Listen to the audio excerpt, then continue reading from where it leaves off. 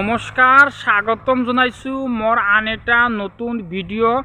আজি আপোনালোকক দেখাব চেষ্টা কৰিম অসমৰ ভিতৰত আটাইতকৈ ওখ মন্দিৰটো মা মহাৰাণী মন্দিৰ। তেনেহ'লে বলক এতিয়া আমি তালৈকে যাত্ৰা আৰম্ভ কৰোঁ।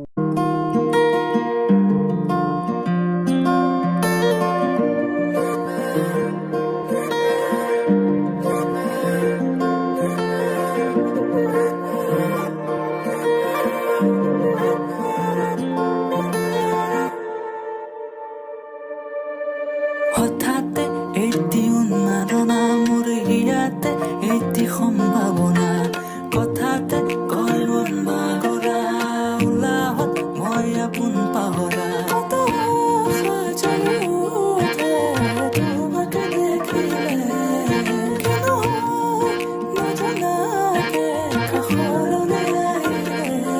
আৰু মই ফাইনালি আহি পালোঁ এই মন্দিৰটোত। আৰু এই মন্দিৰটোৰ নাম হ'ল মা মহাৰাণী মন্দিৰ। আৰু এই মন্দিৰটো হ'ল বঙাইগাঁও জিলা খগৰপুৰ নামৰ এখন ঠাইত হ'ল এইটো মন্দিৰ, অৰ্থাৎ ধুবুৰী গুৱাহাটী ৩১ নং ৰাষ্ট্ৰীয় ঘাইপথৰ লগতে হ'ল এই মা মহাৰাণী মন্দিৰ।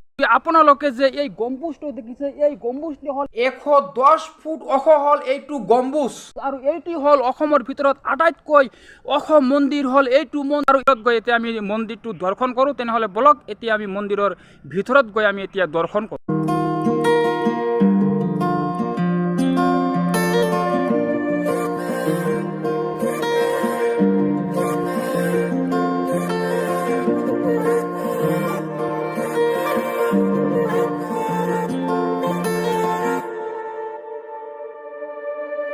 হঠাতে এটি উন্মাদনা মোৰ হিয়াতে এটি সম্ভাৱনা কথাতে কয় মন বাগৰা উলাহত মই আপোন পাহৰা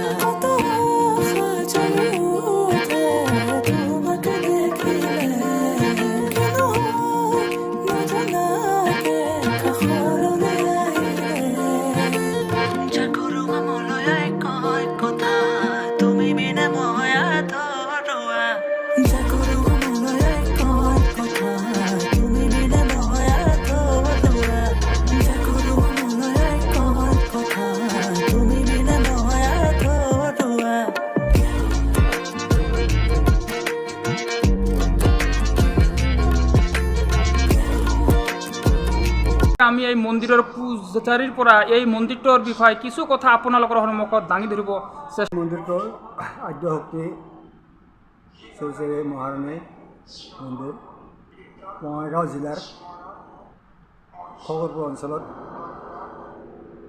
আছে। এই মন্দিৰৰ বহুত মাহাত্য।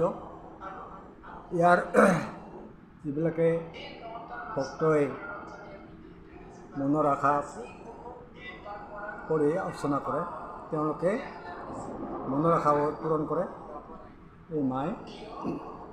আৰু এই মনৰ আশা পূৰণ হ'লে মাক সেৱা কৰাৰ কাৰণে তেওঁলোকে আগবাঢ়ি আহে।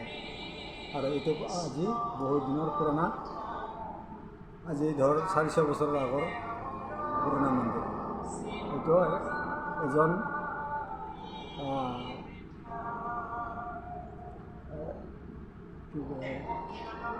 মানে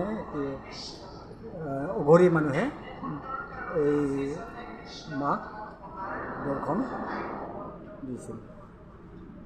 অঘৰী সেই মানুহজন আজি ধৰ বহু বছৰৰ আগৰ,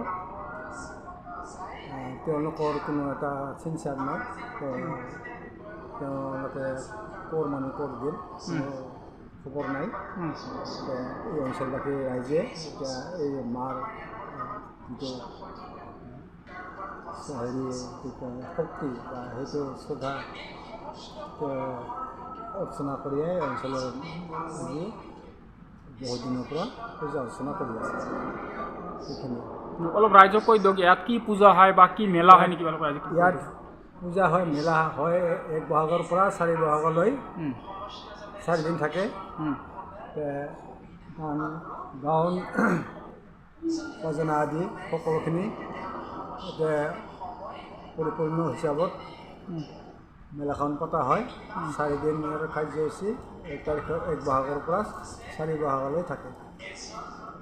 ইয়াৰ অঞ্চলৰ মানুহে এই 4 দিন নিজৰ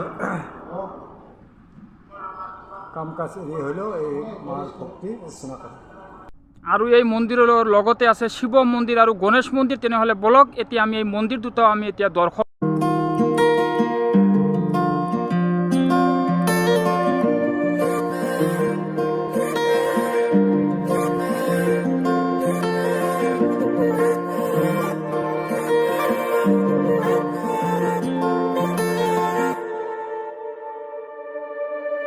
হঠাতে এটি উন্মাদনা মোৰ হিয়াতে এটি সম্ভাৱনা কথাতে কয় মন বাগৰা উলাহত মই আপোন পাহৰা কত আশা জাগি উঠে তোমাকে দেখিলে কিন্তু নজনাকে কাষৰলৈ আহিলে জাগৰো মনলৈ কয় কথা তুমি বিনে মই আধৰুৱা জাগৰো মনলৈ কয় কথা তুমি বিনে মই আধৰুৱা জাগৰো মনলৈ কয় কথা তুমি বিনে মই আধৰুৱা